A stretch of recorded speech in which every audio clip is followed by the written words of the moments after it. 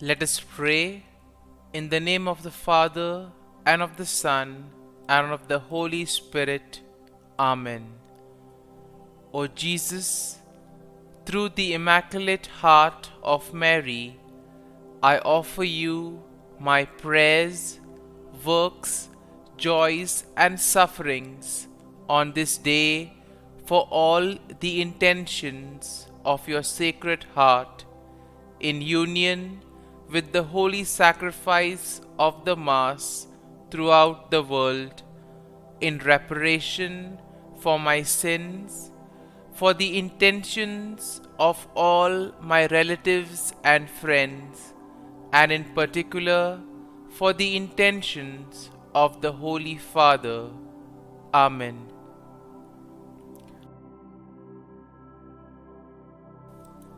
The intentions of the Holy Father for the month of March. For victims of abuse. We pray for those who have suffered harm from members of the Church. May they find within the Church herself a concrete response to their pain and suffering. Our Father, who art in heaven, hallowed be thy name. Thy kingdom come, thy will be done, on earth as it is in heaven. Give us this day our daily bread, and forgive us our trespasses, as we forgive those who trespass against us. And lead us not into temptation, but deliver us from evil. Amen.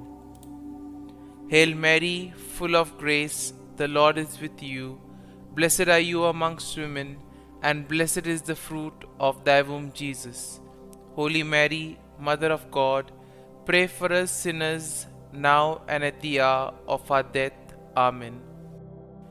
Glory be to the Father, and to the Son, and to the Holy Spirit, as it was in the beginning, is now, and ever shall be, world without end. Amen. My dear friends, welcome to this morning prayer, where we spend this time with Jesus, talking to Him, sharing our joys, sharing our difficulties with Him, and most importantly, having a conversation with Him.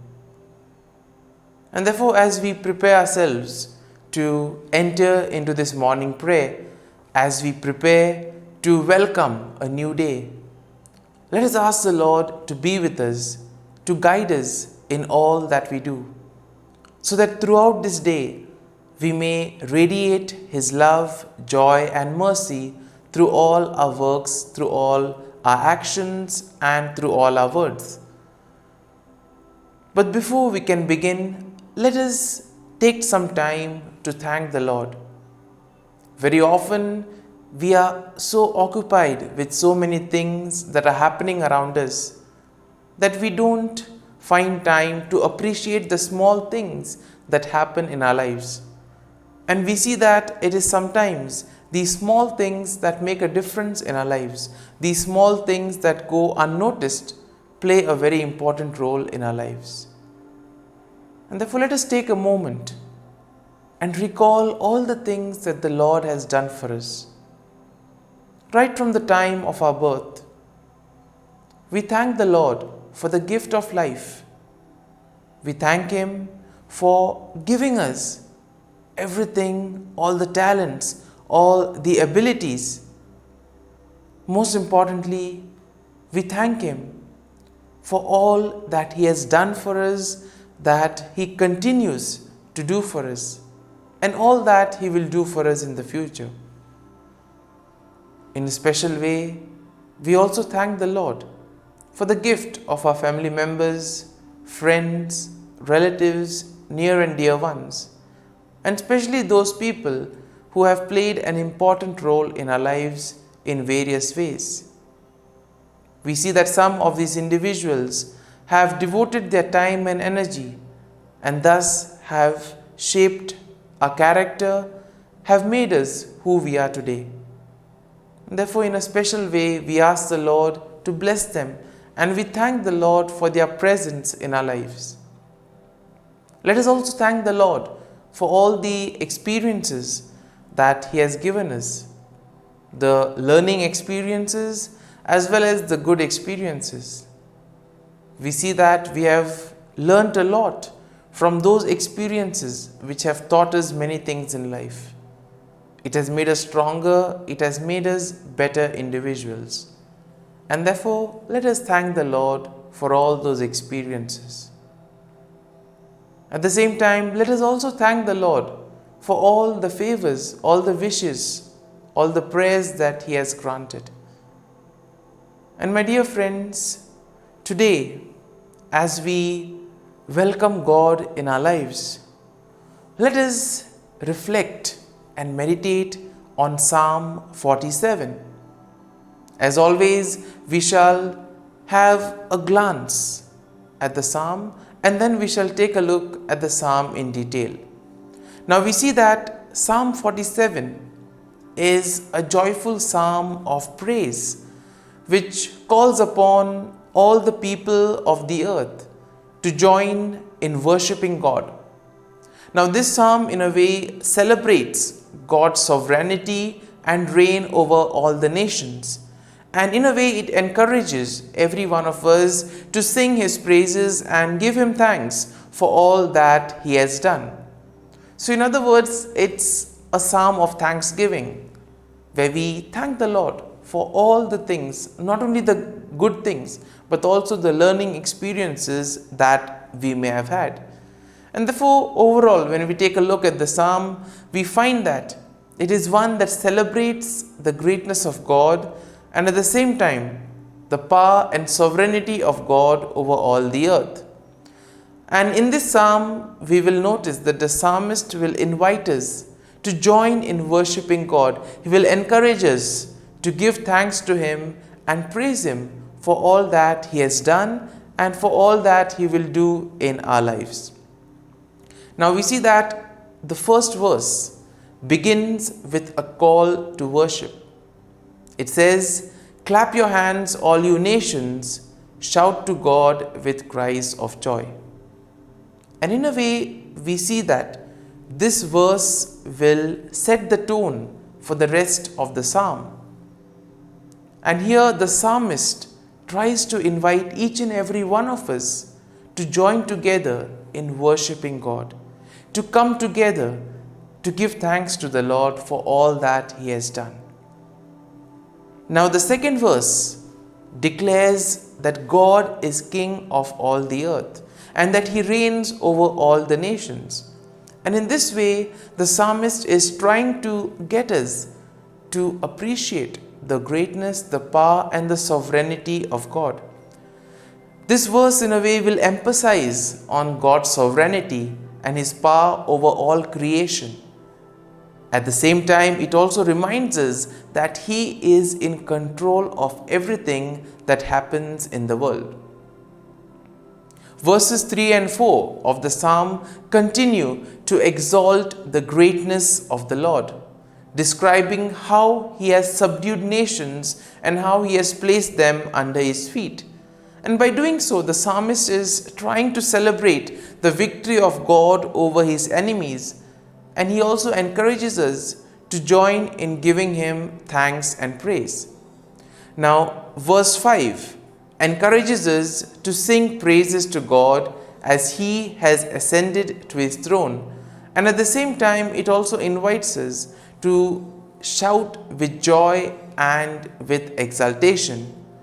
This verse reminds us that our worship of God should be joyful and enthusiastic as we celebrate His greatness and sovereignty. Similarly, verses 6 and 7 will also describe God's reign over the nations and how He has chosen Israel as His chosen people. In a way, the psalmist will encourage us to sing praises to God and to give Him thanks for all that He has done for His people. Verse 8 will conclude the psalm with a final call to worship. As the psalm says, God reigns over the nations. God is seated on his holy throne. This verse reminds us of God's sovereignty and power over all creation, and it also encourages us to worship him with all awe and reverence. My dear friends, let us now close our eyes, and at this morning hour, let us thank the Lord. Let us praise him. Let us glorify and worship him for all the good things that he has done for us in our lives. Loving Father, you have given us this time in the morning. You have been gracious to us. You have given us your Son, Jesus Christ, who has cleansed us from our sins. He has taken away all our sins and he has given us new life. Lord, as you have given us the Holy Spirit, we ask you, Lord, to bless us and protect us. For all this, Lord, we thank you, we praise you, and we glorify you. You have protected us, Lord, and you have guarded us all through the night, and you have given us this morning hour. For your great love and mercy, O Lord, we praise you, we thank you, and we glorify you. You have been merciful to us, and you have blessed us in so many ways. You protect us, O Lord, and you are always there to guide us all along the way. And therefore, as we reflect on this psalm, we ask you, Lord, to be with us, to guide us, so that whatever we do today may reflect your love and mercy. And now, my dear friends, let us spend a few moments in silence and let us reflect on Psalm 47. Try to see what thought touched you, what thought made an impression, and allow that thought to take root. Allow it to sink into your heart so that it becomes a part of you, and thus it helps us to radiate God's love and mercy to the world around us.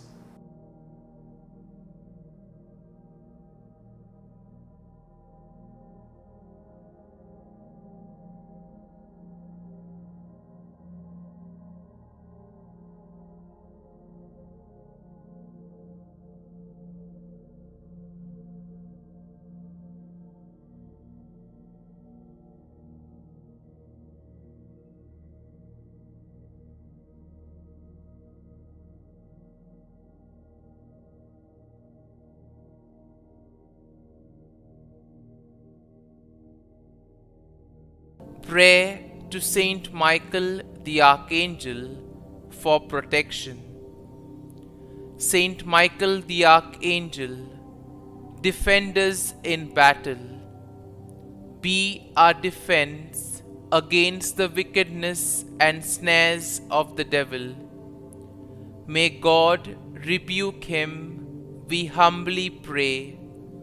And do thou, O Prince of the heavenly hosts, by the power of God, thrust into hell Satan and all the evil spirits who prowl about the world, seeking the ruin of souls.